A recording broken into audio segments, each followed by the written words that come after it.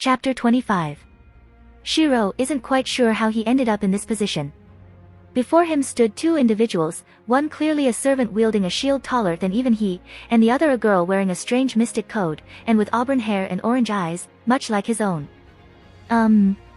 With a somewhat embarrassed smile, he faces them, doing his best to ignore Merlin's annoying yappings from inside his head. My name's Shiro. What's your name? Why so high up? Shiro asked with a soft sigh, watching idly as he continued his descent down onto the earth. I wanted to see how skydiving would feel. He heard Merlin giggle. It's quite refreshing. Shiro sighed again. The Magus clearly had some other reason for dropping them kilometers above the ground, but he'd rather focus on landing correctly than figuring out what goes on through Merlin's head. It'd most likely take a couple minutes before he reached the ground, faster if he broke past terminal velocity. But he didn't do that. Besides, the feeling of the air washing past him was quite refreshing as well. See, you're enjoying it. I've been influenced. Shiro replied dryly, gaining another amused giggle from the woman. In truth, he didn't really mind. As much as he liked spending his time getting Saber reacquainted with England, he was, to put it kindly, bored. He wasn't sure if that was a genuine feeling or the collective emotion from all the spirits living in his soul's cape, but the effect was the same. So Merlin suggested something to him. She told him that she'd been, somehow, communicating with another version of herself, and had heard of a singularity formed in the ancient times of Babylonia. It was the perfect chance. Shiro had been reluctant at first, wary that he'd find no way to return back to the home he'd made, but he was gently reminded that he had both Merlin and Hanami, one a master magus with a massive breadth of knowledge, and the other a growing magician, one who's began to learn to control the second magic, kaleidoscope, somehow. He's still unsure on how the hell she even managed to do that. Still, his partner had the tendency to break past normal conventions, so he supposed he shouldn't even be surprised. Then, suddenly, he began to hear the distant sound of clashing metal, sounding somewhat like a sharp object grating against a dull one. There's RK. Merlin said. Wisps of bright purple flowers begin to surround him, forming a translucent magical barrier, ready to soften his crash. Nodding, Shiro turns to face the sky, and rearing his arm back, he punches forward, sending a blast of wind up and blasting him down. As he continued to near, the clashes grew louder, and he began to pick up someone shouting in worry. Narrowing his eyes, he punched again, doubling his speed, and with only 100 meters between him and the earth, he brought forward Uriel. Reinforcing his eyes, he sees the tail of bright green hair, and he raises his arms. And like a comet, he crashed against the earth with enough force to catapult tons of earthly materials into the air. Dirt and stone flew into the air, chunks of wood were flung as the trees were torn from their grounds, and a thick burst of dust shrouded the air. The ground turned hot and red, some even melting from the power of his downward strike. With his reinforced eyes, he spots a pair of girls, each clearly an outsider to this ancient time, and quickly went to them, deflecting away the incoming rain of swords and spears from the enemy. Slowly, the dust settled, and there standing before him was who looked to be a female, clothed only in a long white cloak. He would have been beautiful, if not for the scowl that marred his face. You! He growled, furious but clearly wary of this new foe. Shiro stared back, switching Yormer's blade for the Kojiki Kaimitsu. He needed the speed, for even though his downward plummet far exceeded the speed of sound, he still managed to dodge, turning part of his left hand into a chain and pulling himself away. But that short clash was enough to glean his identity. A tool made from clay, formed and given life by the gods. He who worked as the shackle to the Almighty King. He who matched the king with strength and number. He who was his friend, and who perished by the orders of the ruling gods. Enkidu, the chain of heavens. Truthfully, he wasn't expecting such a thorough finding from just a single glance, a clear sign of what his training and Merlin's help had done to his structural analysis. Despite that, he knew something wasn't right. Something about him didn't feel right, almost like a jigsaw puzzle with a piece of it misplaced. Merlin shared his thoughts, but remained quiet to let him focus on the task at hand. Alright, let's take him down, Shiro. Smiling, he brandished his blade, feeling the familiar feeling of his soul merging with another. Full embodiment. He called out, and ribbons of light wrapped around him in a cocoon, changing him. Then, the shell cracked, and Shiro came out changed. Now, he was clothed in a white and black hakama, his hair a pinkish white and his eyes a pale gold. He heard a shocked gasp coming from behind him, but he cared not. An enemy stood before him, and the one he needed to protect was behind him. Nothing else mattered. Immediately, the dirt under Enkidu molded into blades, and they fired off at speeds to rival Gilgamesh's Gate of Babylon.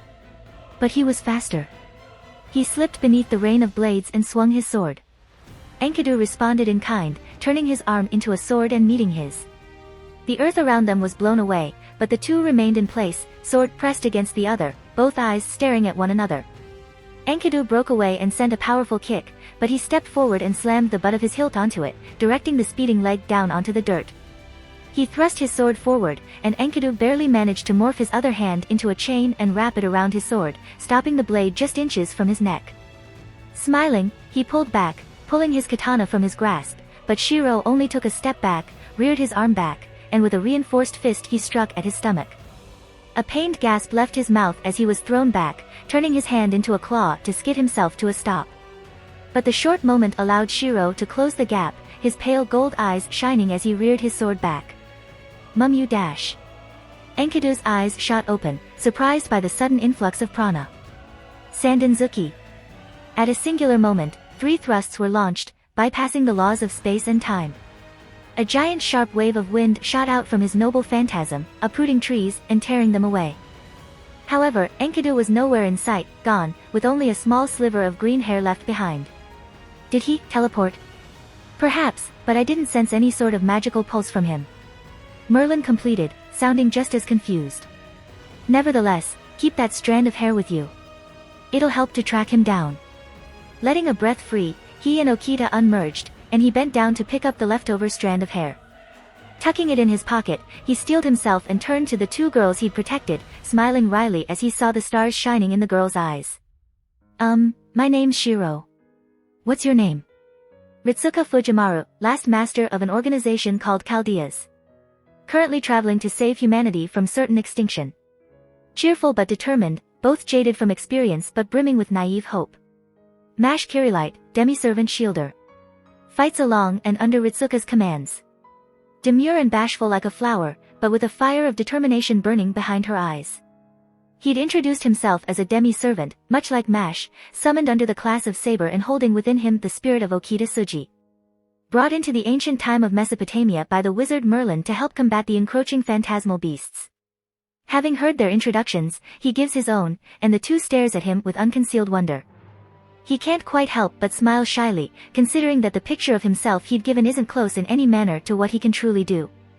But he can't just give out all his cards immediately, right? Both Hanami and Merlin lectured him heavily on that matter. Now, they're on their way towards Uruk, intent on meeting both the ruling king and Merlin's male counterpart. On the way, they'd battle against the roaming phantasmal beasts, with Shiro occasionally giving the shielder some advice on how to move her body to maximize the damage she could do with her shield. Surprisingly, Yormer has a rather large stockpile of knowledge in regards to the usage of shields, despite not really using one himself. Shiro asked, and the response to that was just another jovial laugh. That aside, to keep up his appearance as a summoned demi-servant, he'd gone and bound himself to Ritsuka.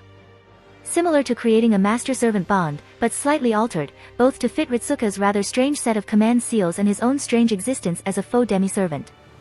It's odd, really. He knows how it feels to have someone else be under his command, to have a grasp over someone else, but being the one under the command seal is a new feeling. Not a bad one, just strange. Although, the bond between him and Ritsuka feels weaker than he'd expect from a master-servant bond, but the cause is uncertain. Still, being able to power up just by working with Ritsuka's demands is quite an exhilarating feeling. Hey, Shiro. He stops, turning to look at Ritsuka. Yes? Are you a magus? Shiro blinks, surprised to hear that. Why do you say that? After all, he hasn't done any major magecraft, has he? Well, you use reinforcement and structural analysis a lot, and there's that cool shredder thing you like to do. She says, and Shiro can't quite help but smile a little. Observant girl. He thinks, and nods in reply. Yes, not a great one though. The best I can do is using structural analysis, reinforcement, and Gihen. He explains, though still withholding the rest of his other capabilities. Gihen? She asks again, and Mash turns to them, clearly interested in the new magecraft they'd never heard before. Which makes sense really, since it doesn't seem to be a common spell considering not even his dad knew about it. It's a spell derived from reinforcement. He begins, picking up a stray rock and applying reinforcement onto it. When you reinforce something, you fill the gaps, the imperfections in the object with prana and strengthen it, but if you apply too much dash, he overflows the rock with prana, and the thing explodes into dust and shards. And it explodes. Gihen works the same way, filling the gaps inside an object with prana, but then expanding rapidly to destroy its inner structure instead of reinforcing it, causing it to crumble from the inside. He finishes, silently patting his back in relief for managing to remember the entire explanation Hanami had given him about the spell. Would I be able to do that too? He hears her whisper. It'd be hard, but you should. He says, and she blinks at him, surprised he'd heard her. I'm a third rate at best, but I managed it. You have more magic circuits than I do, and none of them are atrophied either. Atrophied? Ah. He shouldn't have mentioned that. It's nothing. Ooh, you can't do that. Now I'm even more curious. She says, smiling in excitement. He smiles back, but makes no further comment, unwilling to share the idiocies of his past training before Hanami came into the picture.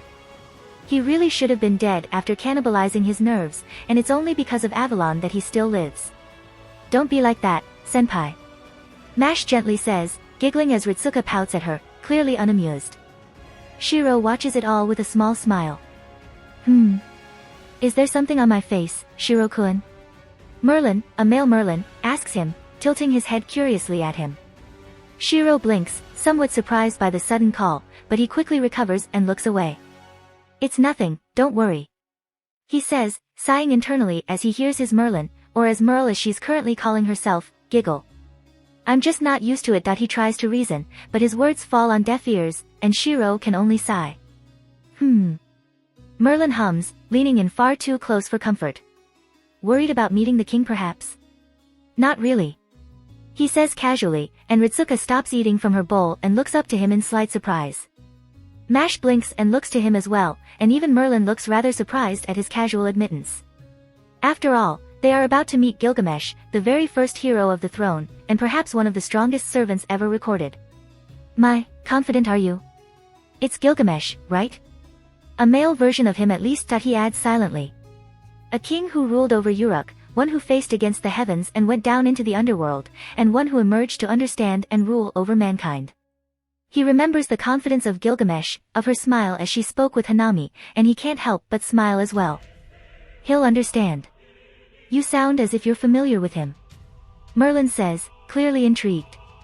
He shrugs. Somewhat. Merlin stares at him for several more seconds, deep in thought, before he smiles and shrugs. Well, time can be the judge of that. He says before turning to Ritsuka. So, have you finished your dinner, Master of Chaldea? I have. He says as she places down her empty bowl, her eyes set in determination. The expression she has is, oddly similar to his. He wonders why that is. Well, then let's go. Merlin says and stands, taking his staff in hand and walking out the small cottage they've been staying in. Ritsuka and Mash follow in his path, leaving him the only one left in the small household. Shiro closes his eyes. So, what have you found, Merlin? Remember, call me Merle, Shiro. She gently reminds him. That aside, it seems our journey this time will pose a much tougher enemy to defeat. You mean Enkidu? Not quite. She says. While the chain of heavens will be a great threat himself, it is the one who revived him that is truly insidious. Revived? Indeed.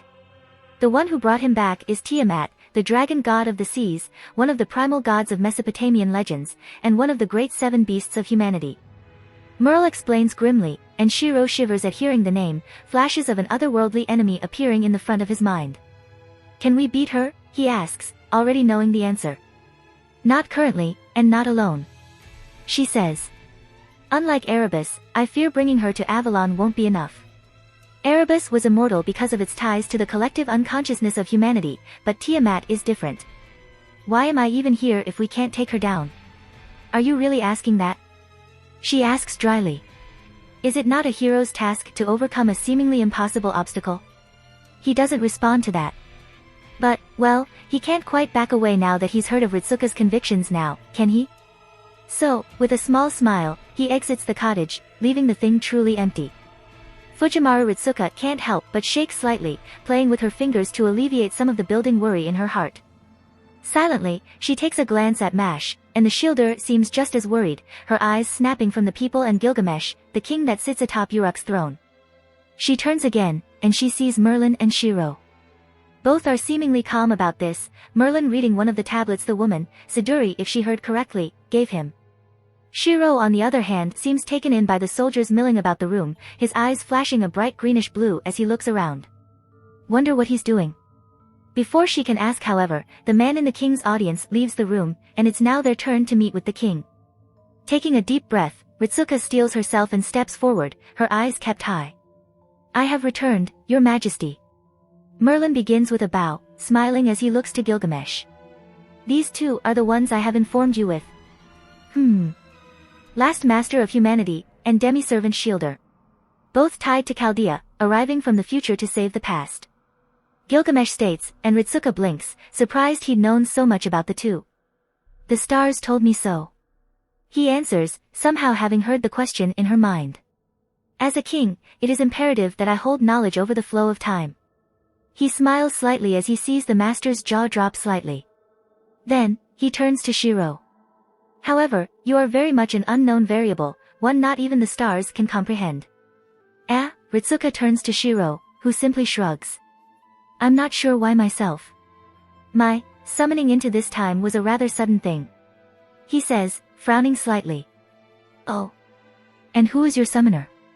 Gilgamesh asks, and with delay, Shiro points his finger at the flower magus. Merlin blinks at the sudden attention brought to him. And you didn't inform me of this? He asks with narrowed eyes, and Merlin smiles wryly. In my defense, the opportunity was rather sudden for me as well. There was no telling if his summoning would be a success had I waited even a single minute later. Gilgamesh hums, clearly not believing his reasoning. Instead, he turns back to Ritsuka, sizing her up.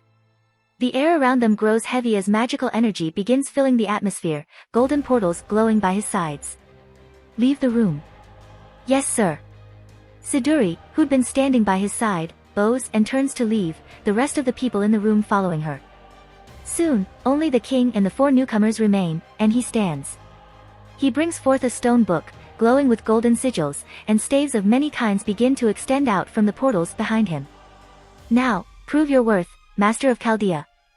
And with no further words, the staves fire, bombarding them with a shower of magical bullets. Mash! Ritsuka calls, and the girl quickly responds, summoning her shield and bringing it forward, blocking the incoming rain of attacks. Rush him! Yes! With incredible strength, Mash hefts the shield over her shoulder and leaps forward, the noble phantasm ready to be swung. Shiro watches it all from the sidelines, a small smile present on his face. Not going to join, Shiro-kun? Merlin asks, slyly smiling, but eyes shining with genuine curiosity. No. This is their test. He has no right to join in, and he will not. He knows that the two girls are overpowered by Gilgamesh. He's sure the Chaldeans know that too, yet their eyes remain set in determination, Ritsuka's voice steady as she says her orders, Mash's shield ever vigilant as she leapt onwards. But is it not a hero's task to intervene? Merlin asks, mirroring the question Merle had asked him many nights ago. Shiro simply stared at him and asked back. What is a hero? A hero? Hanami asked, wondering why he'd suddenly asked her that. She soon quiets down, idly cradling the cup of tea in her hands as she ponders. In truth, he'd been restless for the past few days. Though traveling about England with Saber had been a calming experience, it brought out a thought he'd long buried in the back of his mind.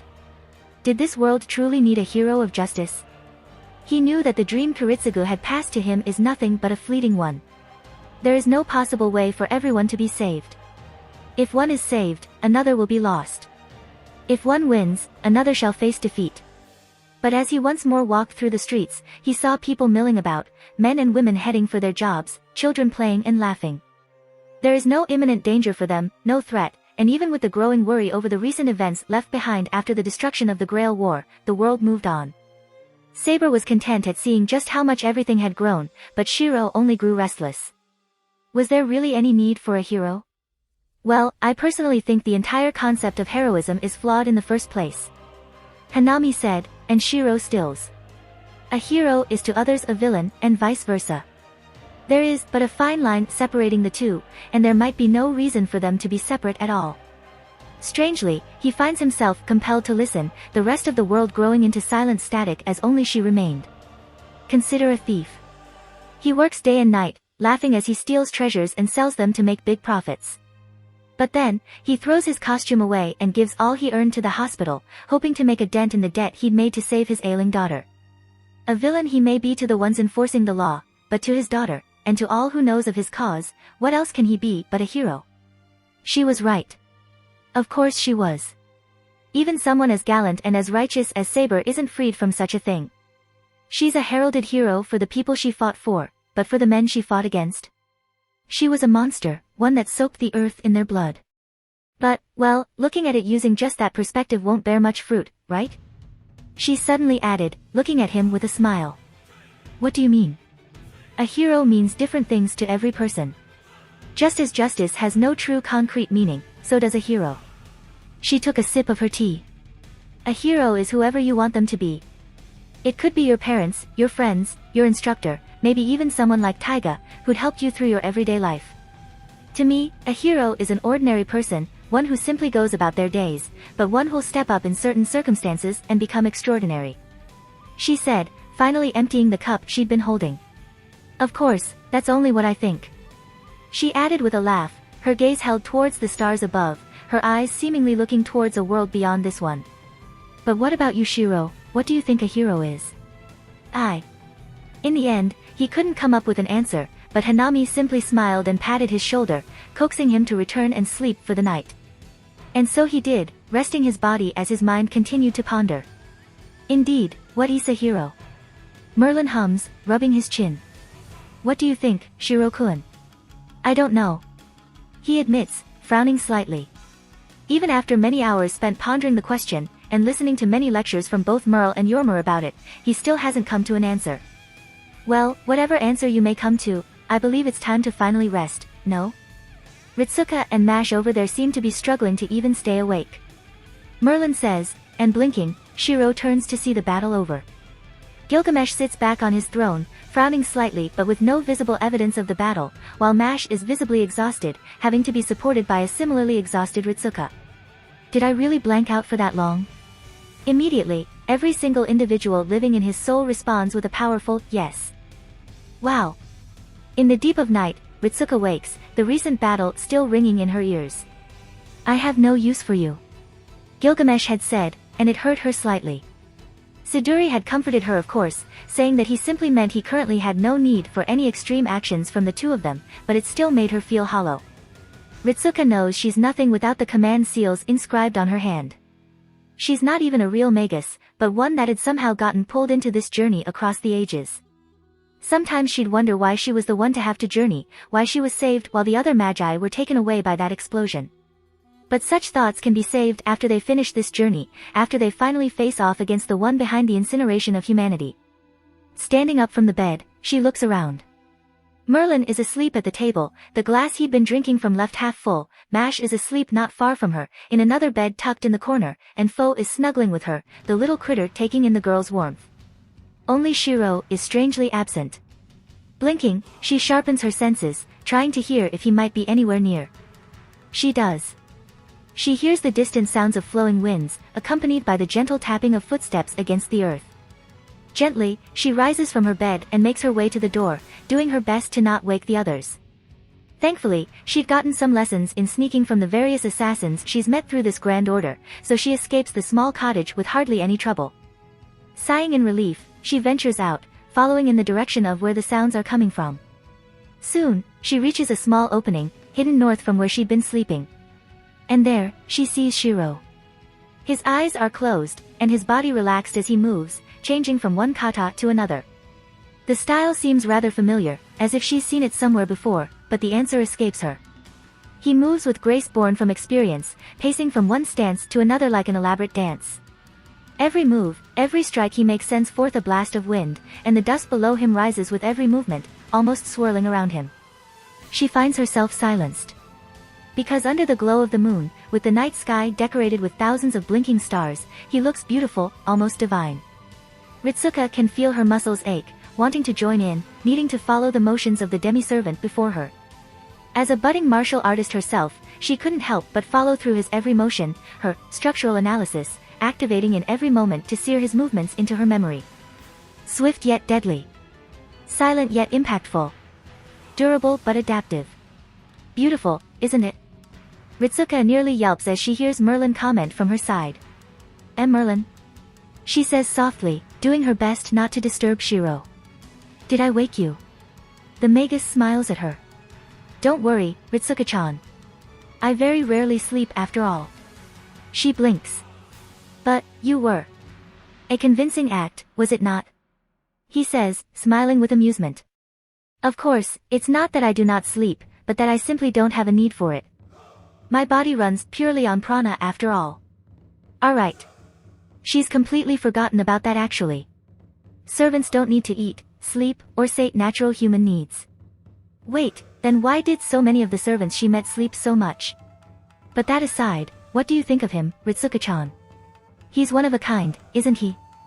Yeah. She recalls the blood he left in his wake as he cleaved through hundreds of demonic beasts, looking like he barely broke a sweat, while she and Mash struggled even facing against a group of 7 or more of those same demonic beasts. And he did all that with his bare hands as well. Furthermore, there's that Gihen of his. In concept, it was a simple thing, but to actually manage to do something like that was near impossible. Even Romani and Da Vinci were surprised to hear about it, with the servant commenting that it had essentially turned his blade into an unstoppable force. Actually, why don't you ask him to teach you? Merlin suddenly says. I don't think he'd mind teaching you. He adds, smiling at her. After all, you wish to become stronger yourself, right? She looks at him, surprised. How did he know dash? Merlin doesn't say anything, but he simply gestures towards Shiro, and she can only stare at the boy. As kind as he is, she doubts he'd be willing to share his techniques when not even a day has passed since they met. She turned to Merlin, her reasons ready to be said, but by the time she turned, the magus was already gone, leaving nothing but the fragrance of flowers. Ritsuka. She hears Shiro say, and she quickly turns to him, smiling as her cheeks lit up with embarrassment. Hello there. She says lamely, and Shiro merely tilts his head in confusion. Ah. That's adorable, some part of her mind says, and though she agrees, she quickly banishes the thought, her cheeks growing redder with every passing second. Why are you still awake? She asks with a soft cough. He blinks. I'm training. You? Ah, well. What can she even say? That she woke up in the middle of the night, saw that he wasn't in the cottage, and decided to find him? Thankfully, Shiro answers it for her. Couldn't sleep? He asks, and while not technically true, she nods. Seeing that, he smiles kindly, patting his shirt to blow away some of the dust he'd caught from before. Hey, Shiro. She begins, and the boy turns to her. Did you learn martial arts on your own? He blinks. You were watching. Silently, she nods, and Shiro smiles shyly, rubbing the back of his neck. Well, I learned most of it from someone else. It was, in the middle of a battle, and I needed to get an edge over my opponent, so I forced myself to learn using structural analysis. He explains. Ah. So Shiro learned it in the midst of a battle? What battle though, and against who?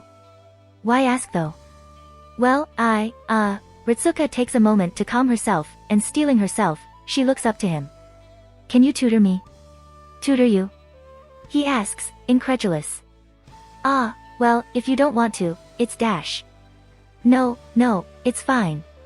I was just surprised. He quickly assures, smiling at her.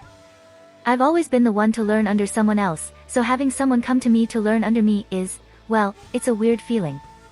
So, you accept? She tries, and in response, Shiro gives her a smile. He nods, and she immediately brightens up, a smile easily appearing on her face. So, when do we start? Anytime you're ready. He says, his smile now challenging, and she rises to the challenge without any further words. Shiro, she finds, is a wonderful teacher. A tough, somewhat harsh teacher, but a wonderful one nonetheless. It almost reminds her of Lady Scathact, just much kinder in words. But just like Lady Scathact, he also lacks restraint. By the time morning arrives, she's a giant bundle of bruises and bandages, and Shiro can only apologize with a grimace. He truly wasn't using most of his power, and though that still annoyed Ritsuka, she understands. Even with her using reinforcement and him not, he still managed to break through her defenses, shattering her reinforcement like fragile glass. Well, such is the difference between a human and a servant, or demi-servant in this case. Thankfully, Merlin is there to soothe some of her bruises, and the tasks Iduri had given her and Mash are hardly physical ones. She and Mash soon go off to help with the locals, Merlin goes to meet Gilgamesh, and Shiro heads for the winery, excited to both help and learn about the art of winemaking. It was nice, and the smiles she received from the people made it all the better. Soon, noon rolls around, and she and Mash head to the market to meet up with Shiro. And there, she sees perhaps the strangest sight she's come to see yet. Ah. Shiro looks around with a strained smile, frozen in place as the people around him bow to him in reverence, some even chanting and praying to him like he's some sort of local deity. Then, his eyes lock onto hers, and she sees the panic and the need for help shining in his orange eyes. What happened here? Mash goes off and asks one of the locals, a young woman, and she smiles back at the girl. As it was noon, many had come here to have some food for lunch. But Shiro had volunteered to help us. The woman stares at him, her eyes filled with no small amount of adoration. The food he cooked was legendary, so much so that nearly everyone was brought to tears. Even the blandest of foods were turned into a culinary delight by him. Wow! Mash turns her fellow demi-servant with a new sense of wonder, and Ritsuka does the same. Quickly, she asks one of the locals to share the food, and with barely any restraint, he gives some pieces of the normally bland meat. The moment she tastes it, flavor explodes in her mouth, and she immediately understands what the woman meant. How? There are hardly any spices to use, and definitely no cooking utensils to help, so how did the bland meat become this extravagant? She stares at the pieces of meat in disbelief, wondering if he'd somehow used his magecraft to enhance the taste, but that's clearly impossible, right? Right? In the end, Shiro spent most of his time cooking for the masses, using the limited set of ingredients and tools to cook simple hamburger patties for the people to enjoy. He isn't really sure why people suddenly started to treat him like he's some sort of god, nor does he understand why Gilgamesh keeps asking him to be his personal cook after trying one of his foods. Maybe it was a Mesopotamian thing. Whatever the case may be, he declines the offer, but remains open to helping the people cook. He will no doubt be brought into the front lines after all.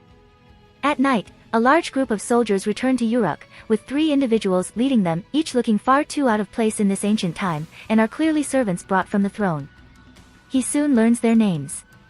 Ushiwakamaru, though simply called Ushi to keep her name short. A rider summoned by Gilgamesh, and a military commander famed for her skills and ruthlessness in the warring era. Benkei, Lancer Servant. A warrior monk with immovable endurance and a back carrying 100 weapons. A comrade who once fought by Ushi's side until the very end, though there's clearly something wrong with that, the history he received from his weapons seems rather sketchy. Leonidas, also a lancer. A warrior king that is famed to have led his 300 men to fight against an army of 100,000 soldiers, and one whose spirit remains indomitable even in the direst of odds. Of course, once again, he's saddled to be the chef for the servants, who eat and drink with far too little restraint for people summoned to fight against the end of the world. But, maybe that's what makes them so great in the first place.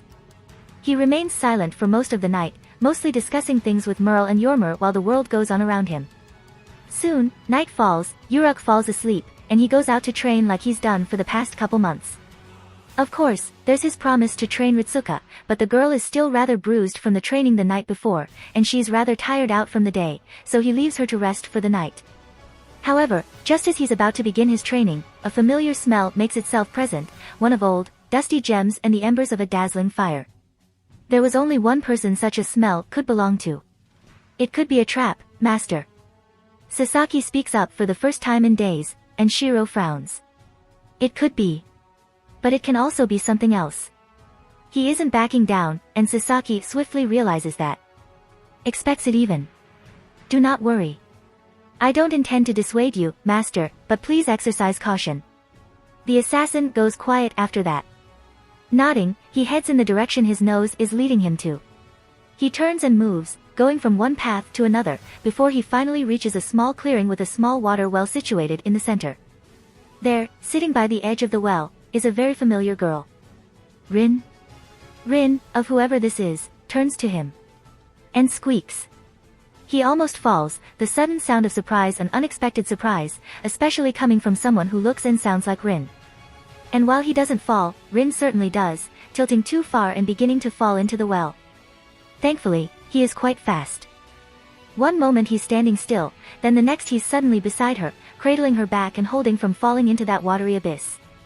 Rin squeaks again, her red eyes staring in surprise at him, and even without structural analysis, he realizes. She's not Rin. Her normally bright teal eyes are replaced with an almost fiery red, and the presence within her is divine. Well, that, and her clothes are far too flimsy and far too revealing for someone like Rin to actually wear. Even then, seeing her, something in him aches slightly, knowing that his Rin died in his time, drowning inside the tainted mud of the Grail. Are you alright? He asks, and though her face is completely tinged with red, she nods. Of course, he still does a quick check over her, and seeing no injuries, he smiles. I see. That's good. Somehow, his smile causes her to squeak again, burying her face in her hands, and he can only watch in confused amusement. The embarrassment she's going through causes the glamour on her to momentarily fade, her black hair shifting to a bright yellow and her scandalous clothes suddenly replaced by a comfortable black cloak. The image quickly disappears, but he knows what he saw is real, and can only wonder who this Rin lookalike truly is. Anyway, what are you doing here so late at night, miss? He asks, trying to shift the atmosphere. And it works, the girl's suddenly gaining confidence and asking back. And I could ask the same. Why are you out so late, sir? I train at night. He says with a shrug. There are less people to interrupt. Oh. She blinks, surprised at the simple answer, before she realizes that his eyes are now on hers and his question for her still remains unanswered. Well, I myself was just looking around. Yes, just that. Looking around, by sitting at a water well. He asks, his lips curled to an amused smile, and all she can do is curl on herself in shame over the lame excuse she'd given. Which, of course, leads her to realize that he's still holding her in his arms, further building over her embarrassment. Shiro can't quite help but laugh slightly, some part of this situation is nostalgic to him, and he lets the flustered girl down for the first time in minutes. The girl seems thankful for it, and lets out a relieved sigh. Thank you, for saving me, and, well, that. She says in between stutters, and he simply nods with a smile. Well, can I have a name? Ishtar. My name's Ishtar. She answers far too quickly. Lie. He easily realizes. In truth, lies have a hard time getting by him now, as if everything he hears and reads is put through a scanner before it enters his brain. Maybe it's Avalon affecting him. Or maybe someone else, like Merle or Yormer. Nevertheless, it's a useful boon to have. Still, despite it being a lie, he doesn't question further, instead, backing away slightly. Ishtar stares at him, confused. What are you doing? She asks, and he gently taps the dusty soil with his foot. I went out to train, and this is a perfect place for it. Oh, right. She says, remembering the reason he'd said to her earlier. Shiro doesn't say anything else after that, instead focusing on himself. The world fades, shifting to a grasslands, colored by an afternoon sky tinged orange by the setting sun, and before him, a fog begins to appear, slowly taking the shape of a familiar assassin, his fists ready to strike. So, against this imaginary enemy, Shiro rushes forward, trading blows against an opponent drawn from the depths of his mind and soul. And Ishtar watches in fascination and wonder as he combats against an enemy unseen to the world. She can only wonder who this boy before her is. It's also until later that she realizes she hadn't even asked for a name, and she cursed her own inattentiveness. The town of, you are? Ritsuka asks, confused yet intrigued. Gilgamesh nods. Indeed. It's a small town within a dense jungle. It's been some time since I last went there. I wish for you to survey it. Ritsuka looks at him for a moment, before she nods, a resolute smile taking place. I will. She says, and Gilgamesh smiles back. Shiro watches it all silently. It's a test. He realizes. Gilgamesh doesn't need them to head to, you are. He could just use his passive noble phantasm to see through the stars and watch the world.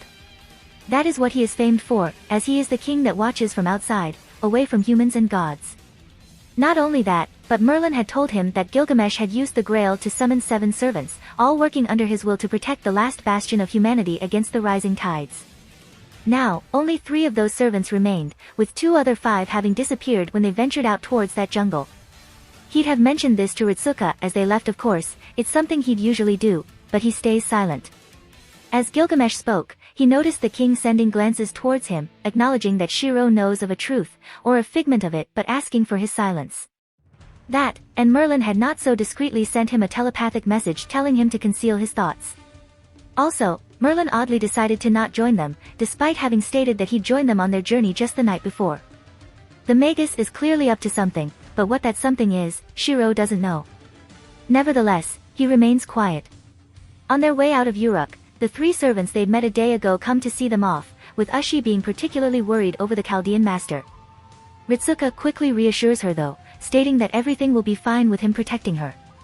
Ushi looks at him for a moment, before sighing and letting the issue go. And so, as the morning continues, they bid farewell to the city of Uruk, venturing towards the jungle surrounding Ur. The trip there is surprisingly relaxing, with hardly any encounters against the demonic beasts, and when they do, the beasts are quickly dispatched with the edge of his blade. So, to spend the time, he begins to give several tips to Ritsuka over the usage of reinforcement, on what to do and what not to do, and over what shortcuts she can take to maximize efficiency. The girl, as he expects, is eager to learn more, though she's rather surprised to hear some of the things reinforcement can even do. Which makes sense. There are hardly any magi that even dare to spend most of their life learning over what they see as a simple, boorish spell. He also notices Mash and the 2 directors of Chaldea, Roman and Da Vinci, if he recalls correctly, not so secretly listening in. Reinforcing an aspect. He nods and begins to explain. Take a sword for example. True, you could apply reinforcement onto the blade and make it sharper, tougher, more durable. But if all you're looking for is to sharpen it, then the rest of the effects are rather worthless. I think it's called min-maxing, if I remember it right. So instead of just reinforcing your sword, you reinforce its sharpness, turning the other enhancements reinforcement grants towards sharpening the sword. Though brittle, the sword would then be able to cut through things no sword should be able to. He finishes, before smiling and adding, well, unless that sword is a noble phantasm, of course. You won't need to worry as much about a noble phantasm breaking. As an example, stopping for a moment, he bends down and picks up a random pebble, reinforcing it. You can do things like this. Seeing a distant rock formation, he throws the pebble. Ritsuka and Mash watch in amazement as the thing flies with the speed of a bullet, before crashing against the rock formation and smashing it entirely. That's what happens when you reinforce the impact force. Wow. She says, before looking down at her own hands, frowning. Can I even do that? Not now, and maybe never as efficiently, but I think so. He says confidently. She is, after all, a much better magus for someone with a short belt of experience like hers. Well, that, and she isn't a complete idiot and atrophied her own magic circuits when she first began learning. Ritsuka remains unsure, but she brightens up considerably at his assurance. They continue on, with him continuing his lessons on magecraft for his current master, doing his best to impart his advanced methods. The girl doesn't make much progress throughout the journey, but it makes sense. He had over a decade worth of experience, and had Hanami and her wisdom to teach him. Still, with time and effort, he's sure she'll eventually take it in. And so, after hours of traveling, they reach the jungle they'd been tasked to go to. Narrowing his eyes, he brings out the Kojiki Kaimitsu, readying himself for any unsuspecting enemies.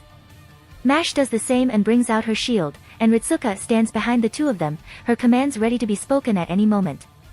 Slowly, they advance, pushing through dense foliage. The forest is calm, with only the slight rustling from small critters sounding in his ears. Then, suddenly, he catches whiff of a strange smell, one that oddly reminds him of a tiger. Shiro freezes. Gao! A figure suddenly appears, wearing a strange tiger hoodie and wielding the strangest polearm he'd ever seen, composed of a metallic rod and a comical tiger's paw as its head. She looks hardly imposing. But more than that. Fujine.